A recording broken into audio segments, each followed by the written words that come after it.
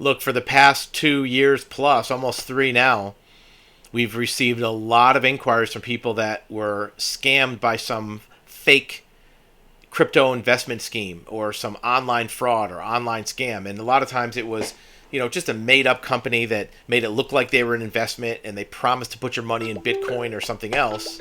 And it turns out that even some of the major platforms that were more or less legitimate are creating losses for investors. Here's a company called 3AC. They had $10 billion of investor money. $10 billion. They went bankrupt and their executives are gone. They're missing. This is not one of these online kind of fly-by-night scams that were taking people's money. This was a legitimate big-time company, presumably, and who knows where the money went. The money's gone, and the founders and the executives are all gone.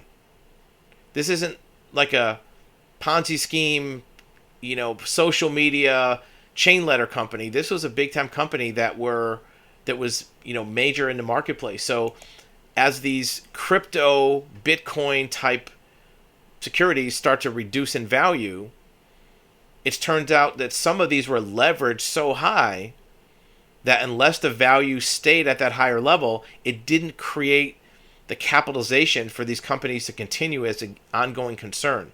So if you've been a victim of one of these companies, if you have money in, let us know what happened. Did you have any warning signs?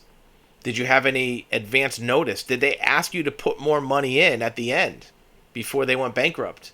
Because these crypto scams are starting now to unwind. The other reason we know this is because the large volume of inquiries we got for online scams really happened between, the end of 2019 and the end of 2021.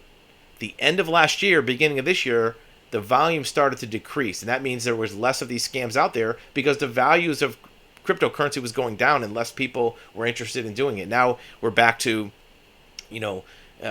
corporate fraud, embezzlement, asset checks, that kind of thing, and even probate fraud. But the crypto scams are starting to slow down because this was a flash in the pan. This was the crypto investing and the frauds around it was kind of a one-time event that has seemed like it's past its prime.